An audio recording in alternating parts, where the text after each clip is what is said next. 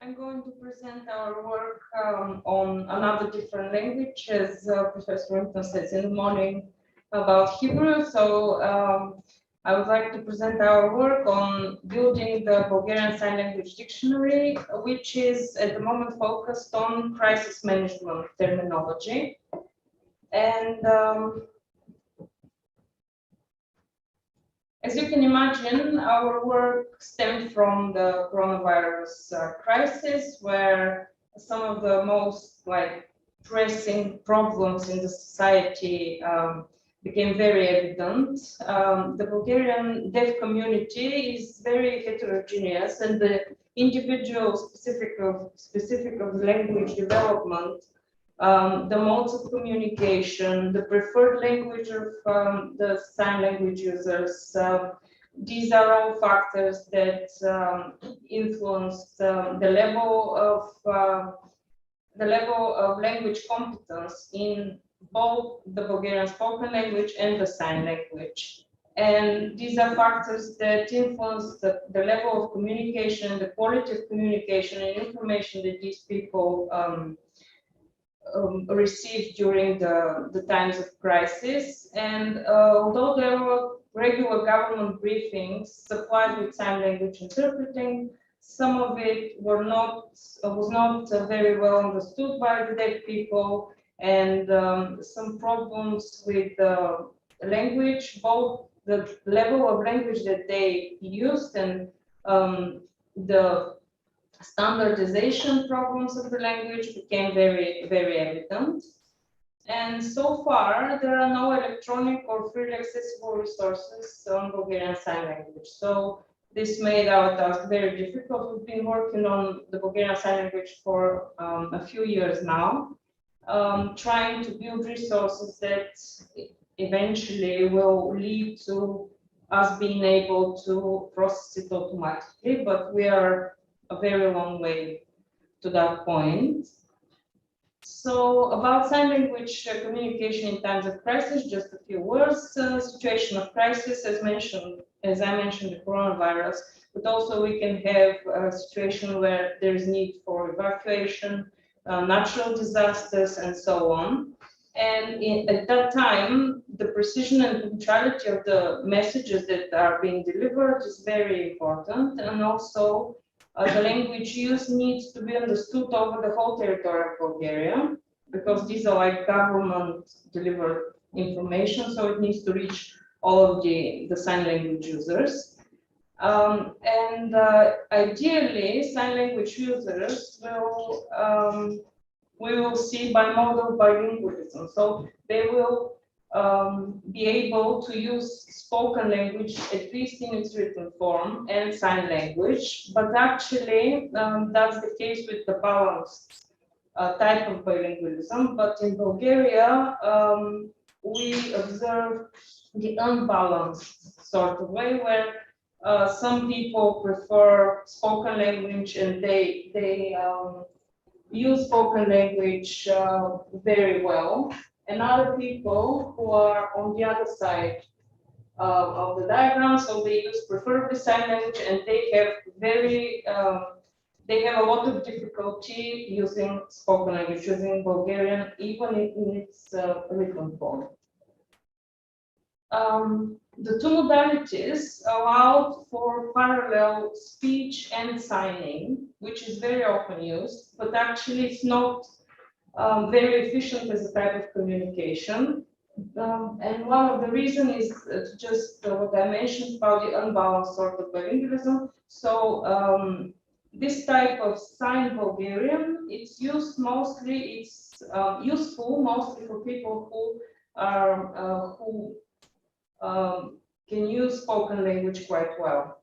But actually, with sign language communication, we're aiming at the other people, at the other group who have a very big difficulty understanding Bulgarian. So this can be applied in a very limited number of situations with not a lot of people. And also the coronavirus and the crisis raised the question about sign language standardization. And it's been an issue issue for quite a long time, and it's being discussed in the community worldwide. And the, so to say, the danger of talking about, like, aiming at standardization of languages, that it should not be at the expense of linguistic diversity and richness, which deprives the users of linguistic means and productive models for expressing meaning. So we basically need to, like, balance these two things. We need to study the language so that we know signs that are easily understood by the community, but also considering the variations of language, which are quite natural and also make the language richer. So our objectives were to build a Bulgarian Sign Language dictionary covering key terminology related to crisis management, to collect and present variations of the signs, and also registering preferences among the users within the community with respect to particular key signs and their meaning, and to link the sign language dictionary to WordNet. So why was this important? The first reason is because there are no other resources for Bulgarian Sign Language. So we need to build a resource that we would like to be able to link it to as many resources as possible. And we decided that WordNet is a great opportunity to do that. First, because it's linked to many other languages, and also there is like a rich set of relations that we can use in the research of sign language itself. So that's why we decided to do that with WordNet.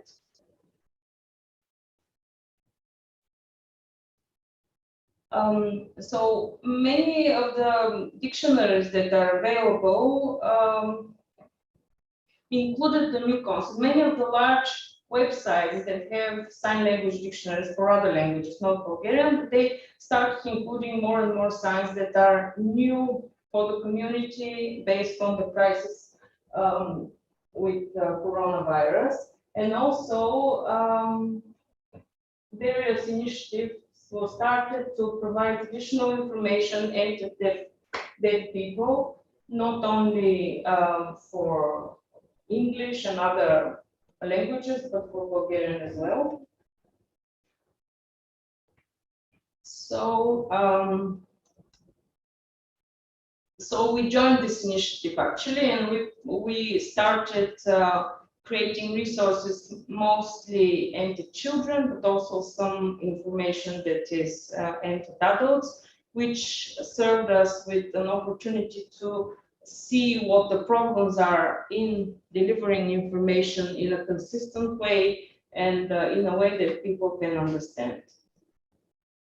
So with respect to the dictionary, first of all, we selected the concepts that we're going to include in the dictionary. That was based on textual analysis of a text corpus of news and government briefings. The corpus was automatically processed, and then we extracted about 4,000 keywords. We classified the keywords in 6 thematic domains. They basically, these domains, they just occurred in the corpus because of the type of the corpus, because of the types of the text that we used. And we added some multi-word expressions as well to the data set. And then we assigned all possible WordNet senses and selected manually the ones that appear most frequently in the corpus data. So that was with respect to the spoken language data, and now with respect to the sign language data, what we did was we organized 6 online Zoom meetings with deaf signers from across Bulgaria, and they these meetings were led by deaf moderators, just not to influence people with spoken language and so on. And what we did these recordings of the sign language users, and then the second step was to annotate these recordings, and which was the most elaborate task. As you could imagine, we because the meetings were sort of like discussions between them, we had people signing simultaneously, people signing all sorts of things. But we decided, because it was very time consuming and very difficult to annotate everything, so we decided to focus on the keywords that we've previously selected. Each of these meetings had a topic which was roughly covering the domains that we decided on beforehand. So we were expecting certain types of keywords to appear, but basically what we saw was all sorts of other keywords appearing as well. We added some to the data as well because we consider them important. The next step was that we extracted then from the recordings. We extracted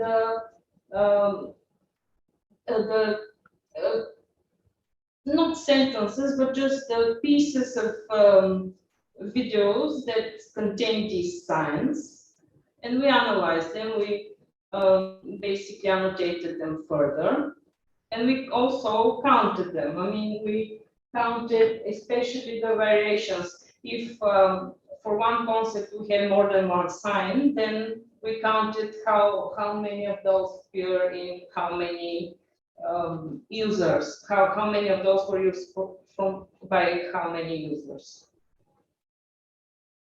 And additionally, we also, no, that's just the process of then compiling the sign language dictionary. Most dictionary entries are linked to WordNet synsets, but there are some that just we couldn't match to a particular synset. In this way, we accessed all the synonyms of the identified keywords that appeared in the synset. And also, we used the definitions of the concept. We included them in the dictionary for both Bulgarian and English. And we also, through WordNet and its links to other languages, to WordNet for other languages, we extracted translational equivalents. For each sign, we presented a video recording presenting the sign and in all of its variations. And then we included also some additional information. The dictionary also presents information on significant variations, sign synonyms, and so on. As you can see, an example here. So this is the dictionary entry for hospital. With the definitions, first of all, we presented the signs. So these are two different signs. One is hospital, which is mostly used in the context of going to hospital or being taken to hospital. And the other, the more basic sign is hospital.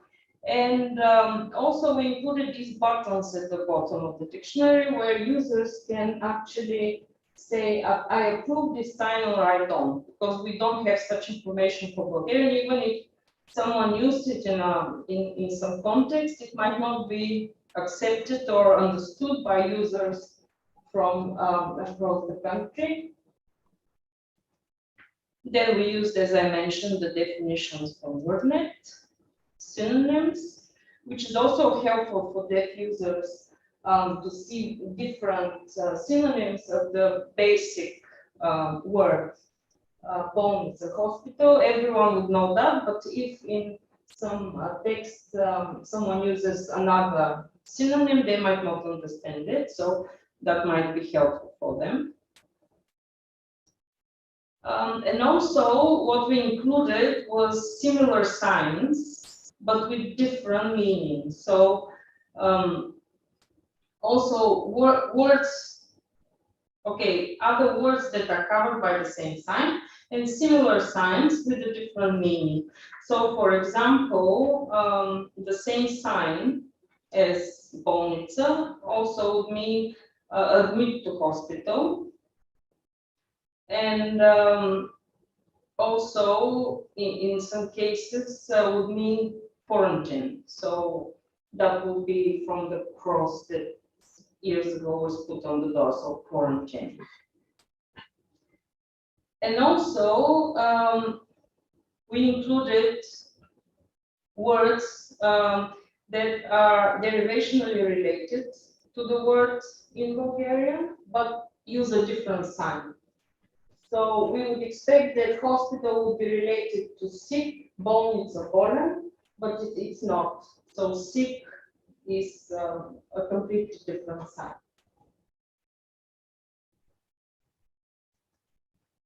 We also included translational equivalents in various languages and links to other dictionaries where users can check the meaning of the words. And we also assigned the domain. So here's some examples from the dictionary. Most of the entries actually have more than one variation, more than one synonym, so to say. But we are still in the process of checking whether all of them are accepted by the sign language by the deaf users or not, because our analysis so far with our material so far covers a bunch of people from across the country, and it's not representative. The conclusion, as I mentioned, we work with deaf signers and sign language interpreters. And our aim is to have the discussion about the standardization, about what is needed as research on sign language and so on.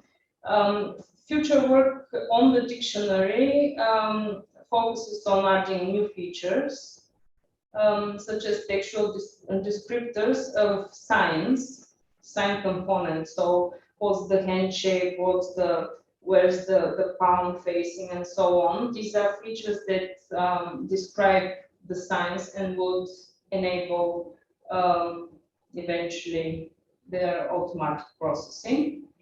And also an application of our work. We've started also, this is particularly for crisis management, this particular dictionary, but we've also started building similar dictionary for other domains, and it has applications in education as well. We created these sort of interactive books, texts with pictures, where some of the words you can click on and see the sign for. And this project was developed with help of Software Development Association. And